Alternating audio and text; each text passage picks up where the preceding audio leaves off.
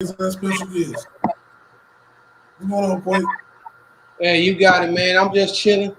I can't forget about Jules. Can't forget about you, sweetheart. You make it happen every time. Thank Yeah. you. I appreciate you guys for having me here. I'm really excited to speak with MouseQuake and yourself. A lot of questions, and I'm excited. All right, Quake, man. We can go ahead to the first question on Tips and Tea. It's a brand new show. And, tell the people where you're from and how you got into music. Well, I am born in Newark, New Jersey. Um, I don't know how I stumbled into music. I just knew how to do it. Um, Yeah.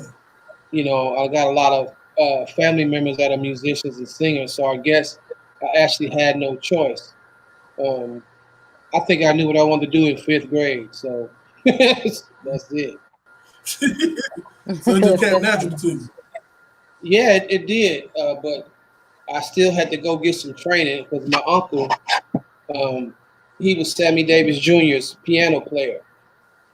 Awesome. So I had no choice but to learn how to do it correctly because he wouldn't stand for it if I didn't. Right. Mm-hmm. Well, So basically, what's your? Sorry, go ahead, Dick. you go. I was just gonna say. So, since you've been doing this for so long, what's your earliest memory of music? Um, I think when I was about 3, my grandmother bought me a drum set for my birthday, and I've been playing them ever since. Did you drive anyone nuts with those drums, or did they embrace it with open arms? Well, I always waited till they were partying on Friday nights. Perfect. Yeah, so I can make all the noise I want because the liquor was taking over and they didn't care how much noise I made. Right. And So Friday when do nights, you think you mastered the drums? About 8th grade. Hmm. About eighth. Did you perform with the band, or was Yeah, it just you? I've always been in some form of band in school, but I did play with a bunch of old men in my like 14, 15, and 16. I played in a band with some old guys, and that's what basically I got my professional start in grooming because all of them were in their late 30s and early 40s. Right. So I got scolded a lot, but I got taught more than I got scolded. Well, you just answered my next question because I was going to say, did you learn a lot from them? So, Oh yeah, I, I still base a lot of my decision making process on what they taught me when I was 15. So wow. So it's like embedded in you. So you oh brought yeah, it along with you throughout your career. yes, So important. I feel like a lot of artists, no matter what they do, whether it's, producing, playing an instrument, singing, rapping, I feel like it's so important to have strong influences in your life from a young age.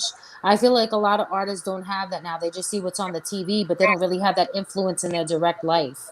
yeah. Would you They don't agree with that? practice either. They don't practice either. See, we practice so we could be better than the next guy. Now, it was healthy competition, but we knew that we had to be better than the next guy. Right.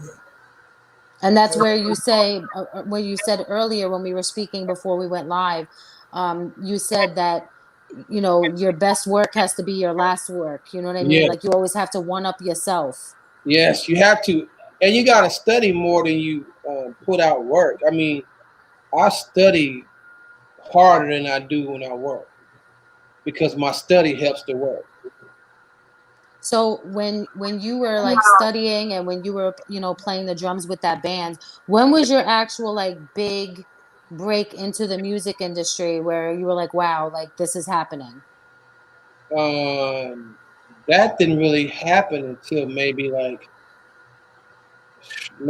2000, like 2014, really. Um, Wow. So it's I you know recent. yeah, I have been I've been working behind the scenes a whole lot because I don't really like the public thing. Um, but I had a real bad situation happen to me on a Saturday, and I just had to go in the house and take a nap, and then I woke up to some phone calls and text messages missed, and it was the world famous Mr. Lee telling me to come help him work on the Pimp C album, and Wow. that's where it jumped off. People in the business knew who I was, but people didn't know who I was. Right. Gotcha. That kind of ended that. Well, how did he find you? How did he hear about you? Well, I met Mr. Lee at a Hookah Leroy listening session, and we just happened to be sitting right next to each other. I knew who he was, but I didn't know who he was because I never had a conversation with him. Wow. So we talked and talked and talked. We exchanged numbers. Ironically, that was the second date of me and my wife. Our second date, and we talked, and then we didn't talk for a long time. That was probably about 4 or 5 years, and then he just called me and just said, "Hey man, I need you to help me mix this record." So that's how it happened. Wow. So it was like it was just like it was supposed to happen that way. That's what it seems like. I guess so. I guess so. I give him a lot of props because, I know a lot of people was trying to be a part of that, and he called me, so I did my job. And what was the next big thing that happened after that for you? Was it like a spiral effect, ripple effect? It just happened. Well, it hadn't slowed down. It hasn't slowed down. I mean, I went from doing that to all kind of stuff, and I really don't know if I don't really have a next big thing. I'm just waiting on the next big thing. Gotcha. That's a good way of looking at it. Yeah. So what keeps you motivated for continue to do this? Well, this is all I want to do. I mean, I asked for it, and once it arrived, I just figured I better keep doing it until the wheels fall off. And the cold-blooded part about it is that you don't have to. There's no age limit for doing music. I may not be able to do a whole lot of other stuff, run across the street or whatever, but I can always do the music. I can always do the music. Well, you was named People Magazine 2019 producer / engineer of the year. How did you feel when you got your accolades? Uh, I was actually shocked. I didn't even think they knew who I was, to be honest with you. Because everybody knows what my name is, but hardly anybody knows what I look like at the time. Yeah. And I was nominated by some people who had been studying stuff I did, and then they started running through all the records that I did for all the people, and they was like, "Wait a minute, this dude is in Dallas." So when I got nominated, it kind of tripped me out, but it was a good thing. It was a real good thing. I was very appreciative. I mean, you got some of the accolades that people talk about talk to you every day about. Did you get overwhelmed when people talk to you about it? I don't even like to talk about who I work with. It's almost condescending, to brag and say stuff. I mean, like I'll be in places with people that I see on TV and I get freaked out, and I don't say anything. I just do my job and come home. But if you got to brag about who you're working with, man, you ain't busy enough. Yeah. I agree. I mean, that's a great way to look at it because a lot of people now they love to drop and put it out there about who they're working with. So I couldn't agree more. Actually, like if you have the time to sit there and list who you've worked with, in a brand new way, then you aren't busy. Yeah, that's true. I like to be around the people who are way smarter than me and way more accomplished because I can try to play catch up with them. They always say that if you're the smartest person in the room, you're not in the right. Yeah, and I try to make sure I'm never the smartest person in the room too. Great. That leaves room for learning and more opportunity to grow. I'm not even the smartest person in my house. My wife is smarter than I am. So. Well, do you want to record that? I mean, I tell her that all the time. So, So she's the whole issue. oh yeah, whole nother issue. I always say that So head what's the greatest advice? that can turn the head any way it wants, Yes, right? yes. So she's been supportive of your career in music. Yeah, yeah. It's a crazy example. One time I had to tell my wife we were negative $1,400 and some odd dollars in the bank. She smiled at me and said, "Okay, well, it'll come later. You want to eat?" That's great. Oh my goodness. So, I need yeah, to take life. I tell the story to sometimes to my students that I had to go back east to work on a record, and we didn't have any money, so we used the overdraft on our bank cards to go. Wow. We wrote off the overdraft about 2 grand for 2 or 3 weeks, and rode all the way back home. Rode back east, worked, and then came back off the overdraft on the bank cards. Now, not too many women will take that, but she did, so I owe a whole bunch for that. Well, I think that just shows your eagerness and willingness to do whatever it takes to get the job done. And I think a lot of people can learn from that because a lot of people are not risk takers and they're not willing to take the plunge and do what it takes to really do music, no matter what they do in music. Yeah, well, you can't get any success without risking something. Exactly. I say like the millionaires and billionaires of the world, they didn't get there without taking risk. You know what I mean? Yeah, I mean, you know, I read, I read a lot about things, and every person I've seen that's been successful, the devil came at them hard, real hard, about 3 times before they got their break. Yeah. And some people they just get afraid, and we're so conditioned as a people to work for somebody instead of working for ourselves. I mean, I do 150 hours for me before I do 20 for somebody else. I agree. Yeah, man. It's important to people like to be an entrepreneur, like literally working from the minute you wake up to the minute you go to sleep, but feeling better about doing that than, like you said, working. Oh yeah. I mean, I can't. I can flat out tell you, I will not work a corporate job. I just won't Have, because it's too. If they're paying me, say we'll make it a flat rate, say $10 an hour, they're making 40 off of me. that's So why am I not able to make the 40 off of me instead of working for 10 and giving them 30?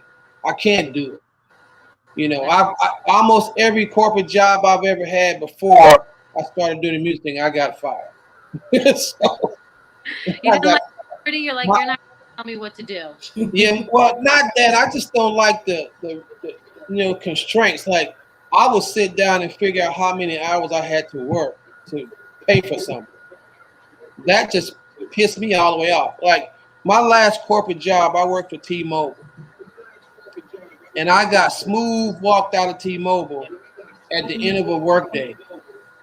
And I wasn't even mad. I was actually happy because I was just working to keep the insurance for my kids. Right. So I called my Veterans Affairs rep from the car, and I told her, "Hey, I got fired. I need to go back to school." She said, "Just come on in the office." The next day, I was in SMU Wow. on the government and getting an unemployment check from T-Mobile for 4 years. Mm. So it is what it is. God do stuff that you didn't expect to happen. But you know what I like about what you said so far is that you have to take that risk. You gotta have that faith in yourself. That you can actually get out there and make it happen for you. And also the fact that you acknowledge that corporate America is paying you the cellular crumbs of that bread, of that whole loaf of bread. And a lot of people aren't looking at it that way.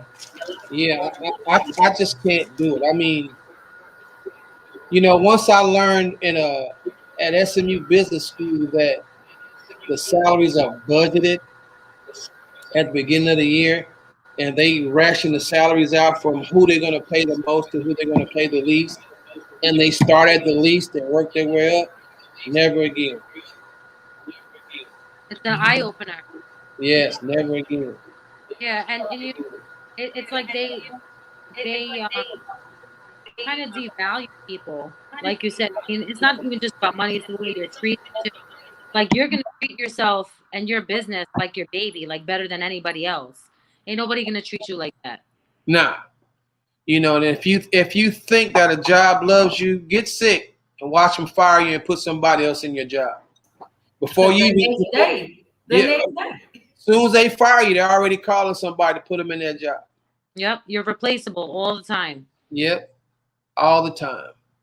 So when you got fired from T-Mobile, is that when you were like, I'm done, like I'm just gonna do the after school and everything? You just took the plunge and did music full time?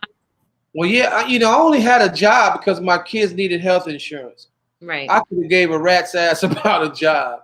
I had my military retirement money coming in every month, and that covered all the things that we needed except for insurance. The insurance was extremely high because all my kids are artsy fartsy. My daughter was on the dance team in high school. And my son played 2 sports, and he played football and basketball.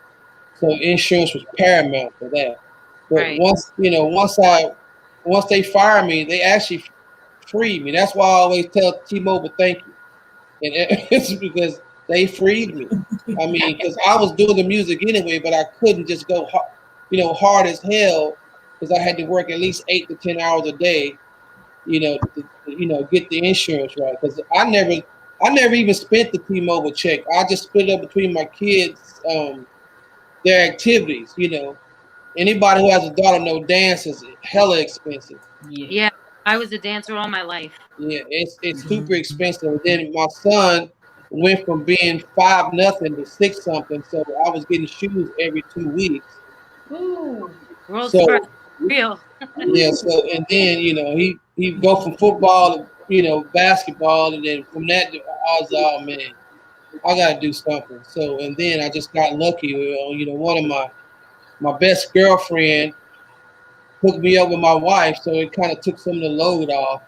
Right. And your wife is phenomenal based on what I heard earlier, how you were saying, man, we were riding that overdraft. $2 grand yeah. would have put somebody in the grave. But she asked you what you wanted for dinner. So I'm just Yeah. like, he's the And one. Like, the crazy part is we was driving down 20 going to Atlanta at the time, looking for the dollar menus all the way there. wow. That's like, But you know what? That's a testimony to how much she believed in you also. In addition to you believing in yourself, this woman yeah. believed in you. Like, I she was ready to told risk it all. her that it's going to come, and then when it came, she got the first fruit. That's what's up. Love it. You Like, so based on all of this too, that you told us, like, when did you know yourself that you were like, you know what, this music, this is it. This is my niche. This is what I'm about to go hard on. Was it after you left T-Mobile directly, or did you kind of? Yeah, I knew that's what I wanted to do, but what really kind of sparked it is when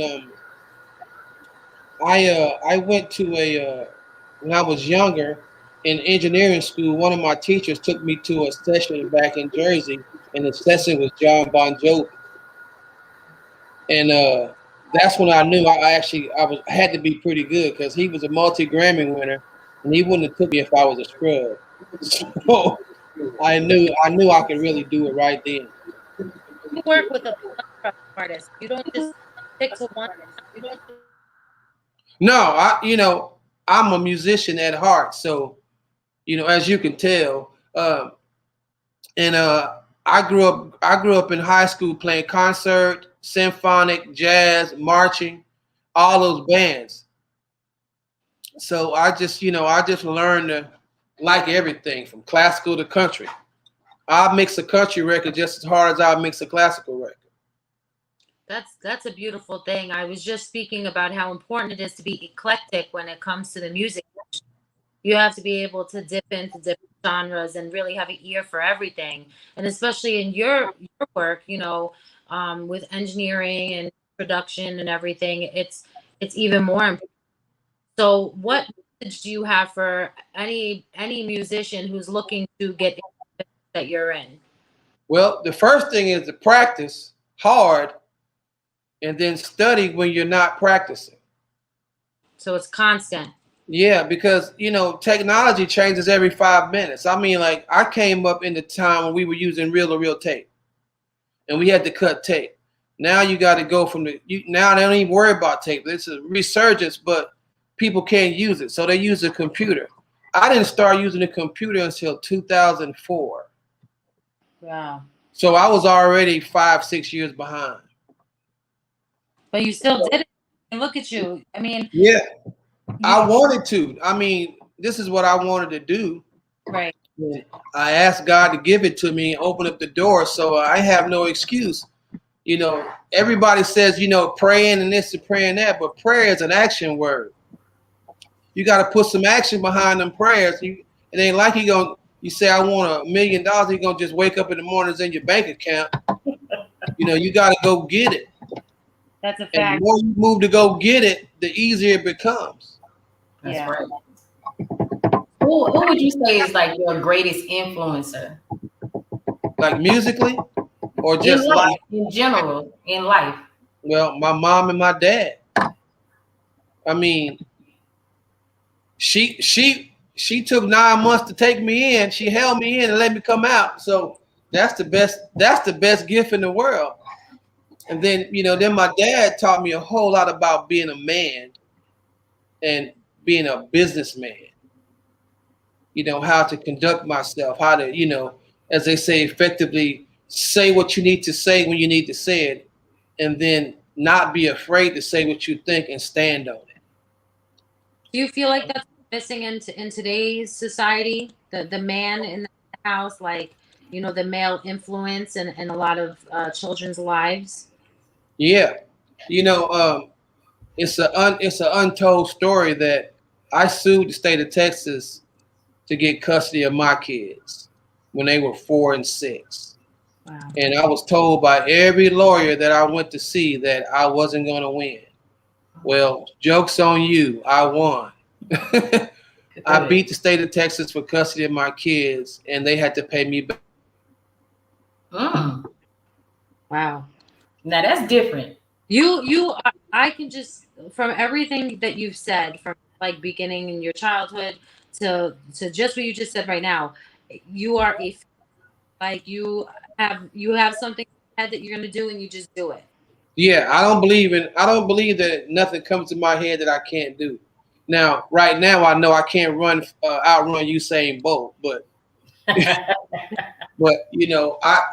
don't see myself not doing what I want to do. It's kind of hard for me to think I can't do it. Now, do your children, do they have the same mindset as you? Every last one of them. Good. That's a It's beautiful. so bad that they think they can tell me what to do. My daughters do. You know. My daughters try to tell me what to do all the time. So, Man, I want to hit you with this whammy though. Like, what are your thoughts on today's R&B and hip hop? well, I don't. I think auto tune is a crutch. I know I'm gonna get mad when I say that, but if you tell me you're a singer, and your first question is, do you have auto tune and Melodyne? I'm turned all the way off. I grew up with people who could sing, and I'd have to tell them they were off key or to fix a pitch or something like that. Right. But I but R&B has a good foothold to come back, because one thing the pandemic did is it exposed the charlatans Yeah. that you can't fake a live performance on the internet. no. Lord. Yeah, you can't do it. So hopefully that these real singers will come out of the closet and start back singing. Hopefully. Yeah, yeah.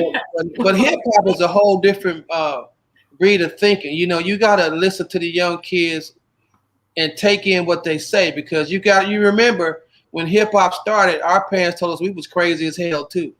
Yeah. That's So true.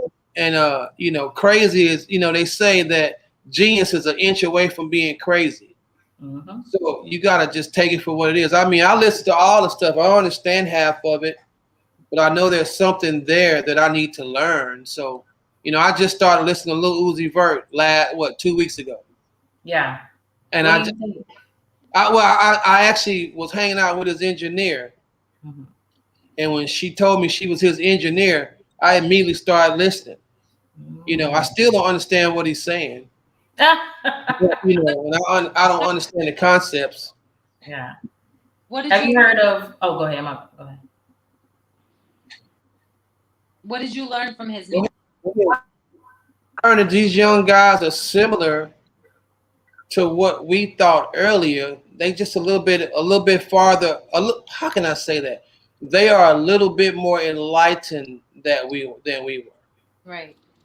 and they face a whole different set of problems that we did. That's so true.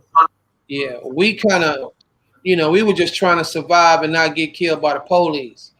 Now they got to try to survive, not get up by the police, not be afraid to say what they want to say, face backlash, social media butt whoopings, and all that. We didn't Yeah. have all that. Right. Social media has definitely created a new plethora of issues. Man, it's a Yeah, whole new audience. Like it's, you know. yeah, it is. I mean, in this time and day, social media can kill you. Hmm. It It can has. kill you. Look at all the rappers that have. I mean, they coming after the baby, but that's a whole nother segment for another day. But Yeah, yeah, that is just yeah, crazy. It's crazy right yeah. now. But I wanted to ask you, which groups would you like to see come back? If you had to pick, let's say just three top groups. We talking about from back in the day, just that are still alive today. Who would you like to see brought back? Hmm. Well, one of my favorite groups is Earth, Wind, and Fire.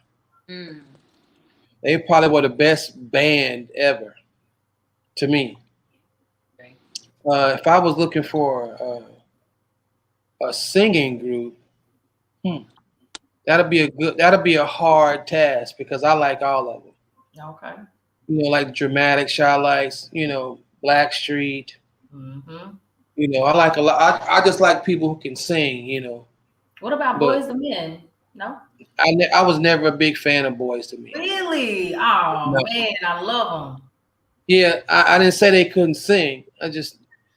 I mean, their stuff was a little bit too sappy for me. I'm from the hood. them. Okay. Gotcha. I got Yeah, you. Love them. I love them. yeah. I all of that music. Like I feel like history repeats itself. I think it'll swing back around.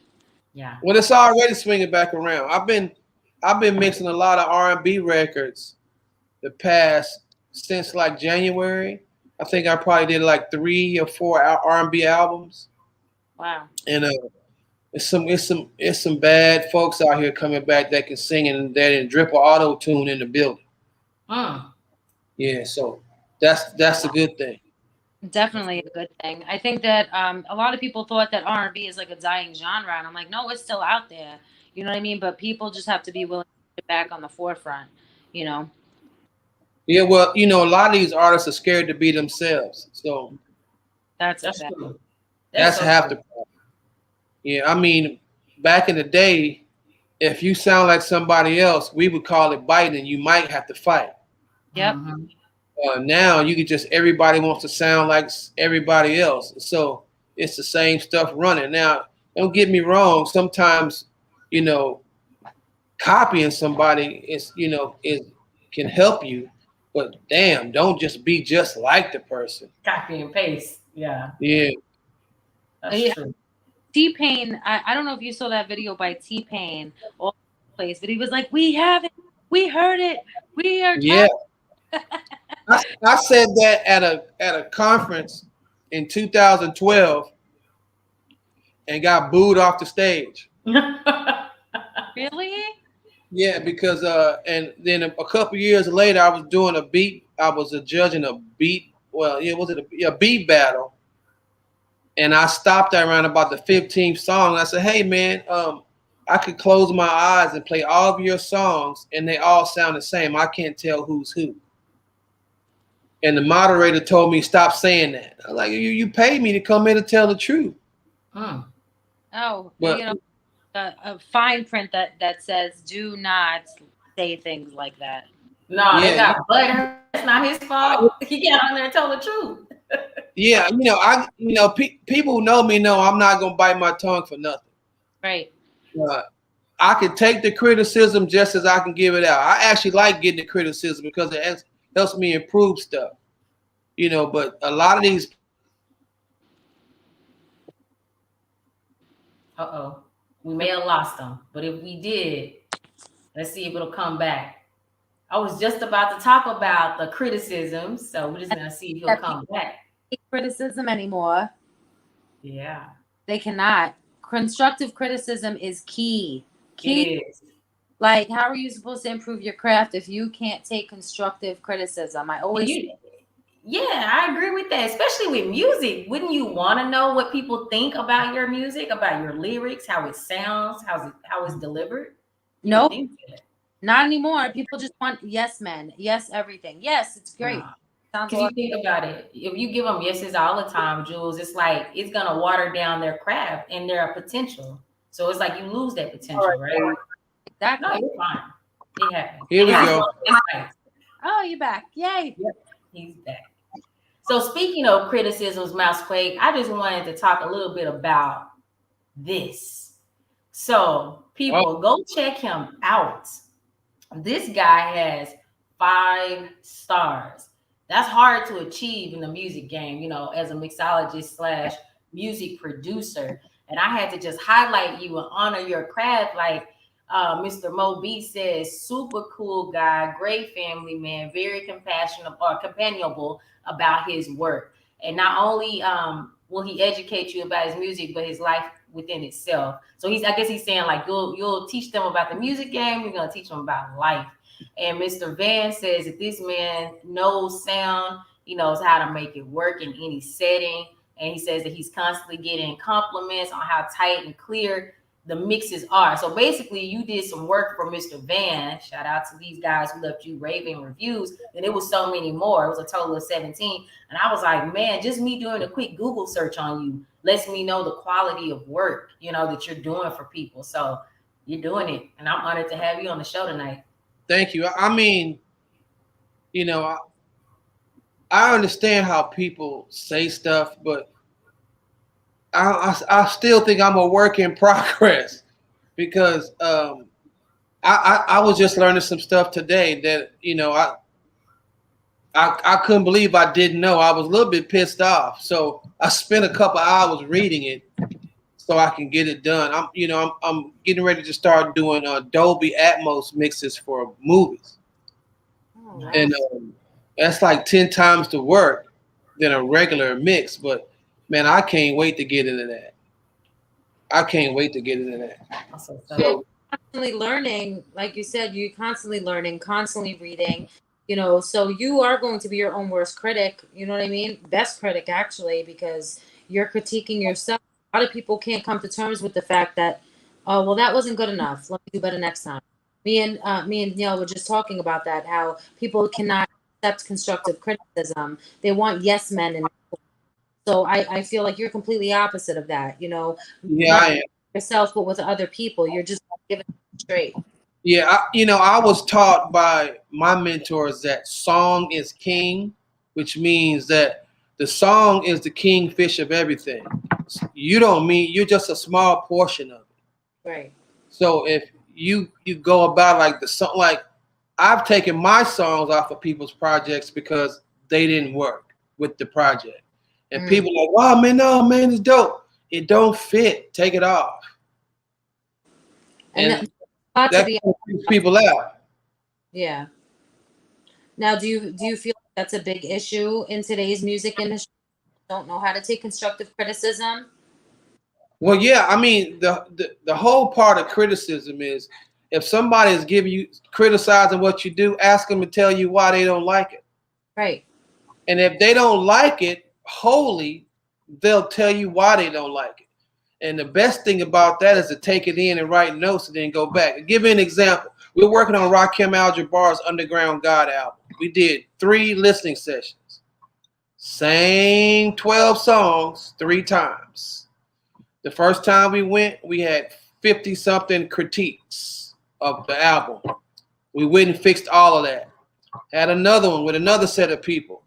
Had about 50 more critiques. We fixed that. Went back to the first group and the second group at the same time for the third one. And they didn't even know it was the same album. We just tightened it up. Wow. Because we like, okay, we're not having to pay for it.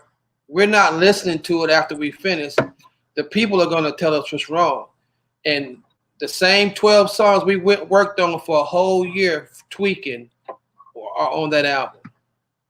And see, I feel like listening parties are not what they used to be. Now listening parties are just a get together to celebrate the album versus actually listening to it, critiquing it, and you know what I'm saying, back and really fixing things. I've been to several listening parties, you know, in the last few years, and it's all the same thing, just celebrating the album but not really listening.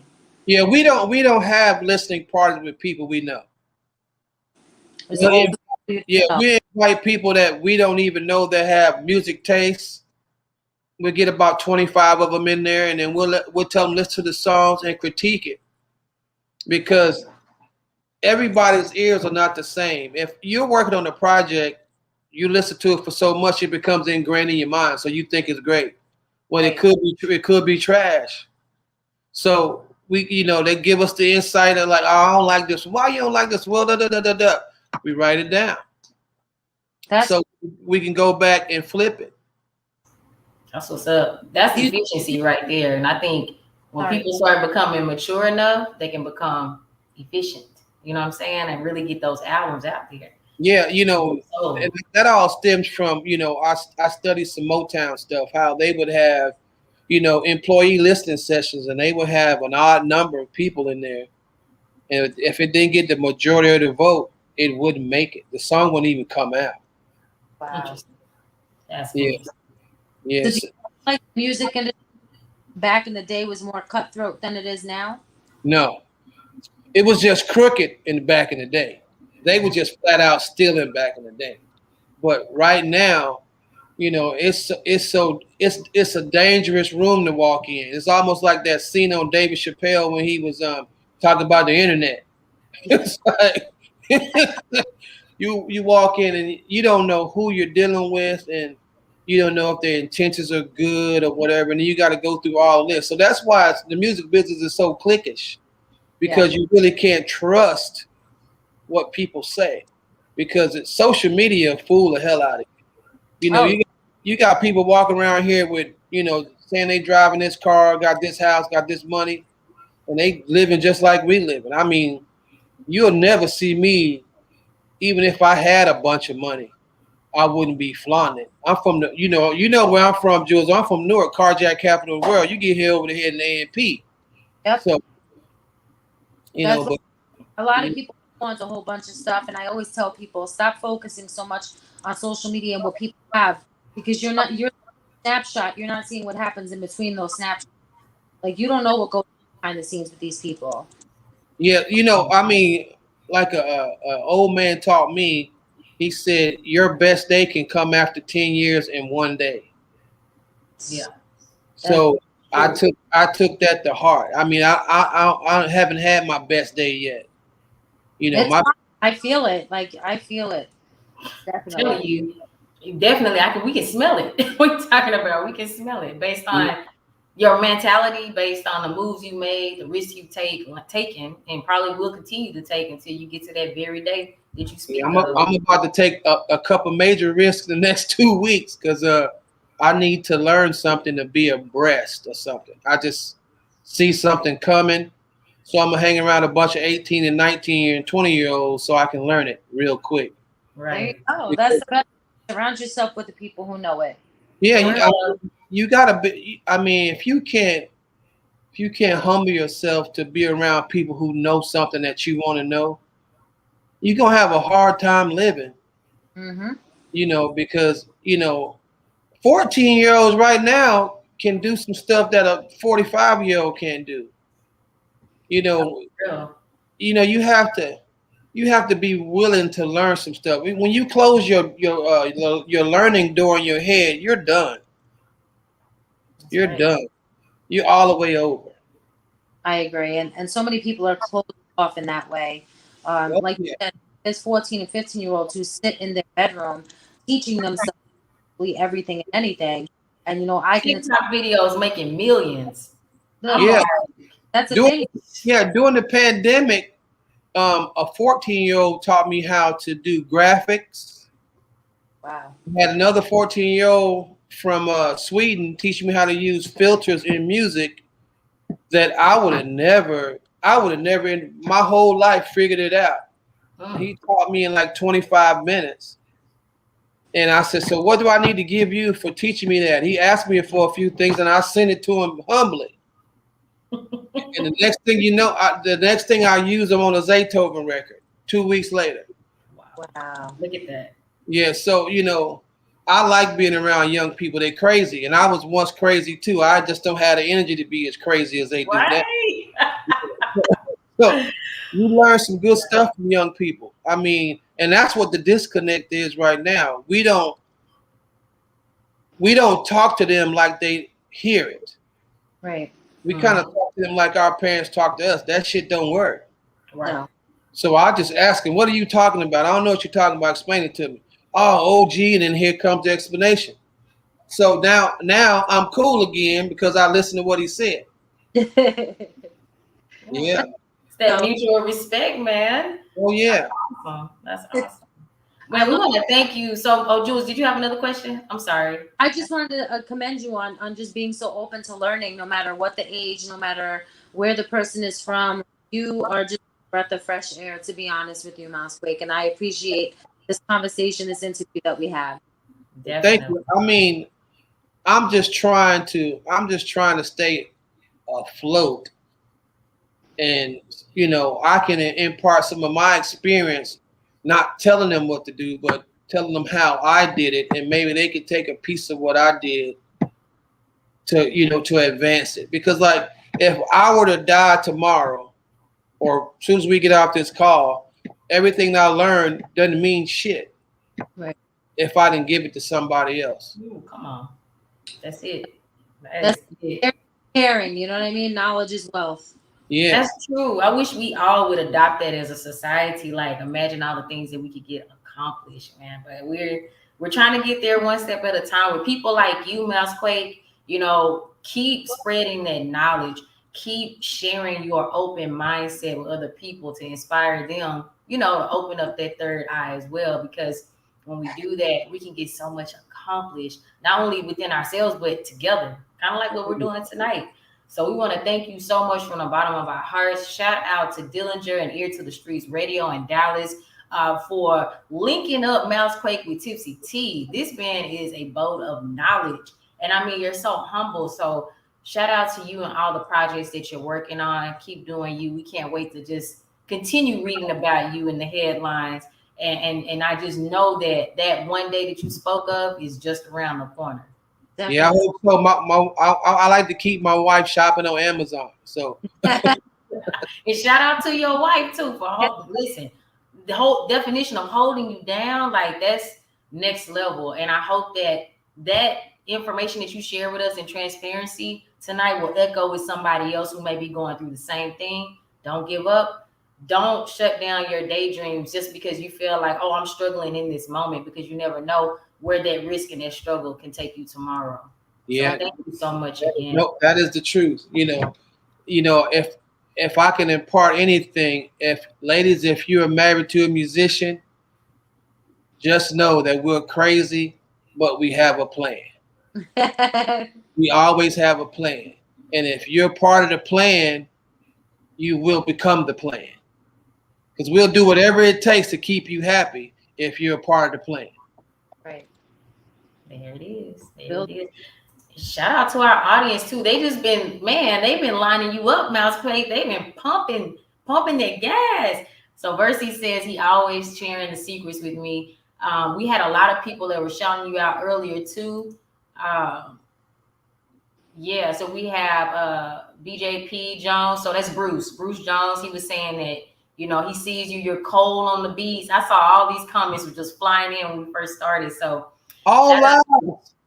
So shout out to everybody that tuned in tonight. Make sure you guys like, comment, and share. Make sure you check out MouseQuake and everything that he has coming up. You want to work with him? Can you tell them where they can reach you?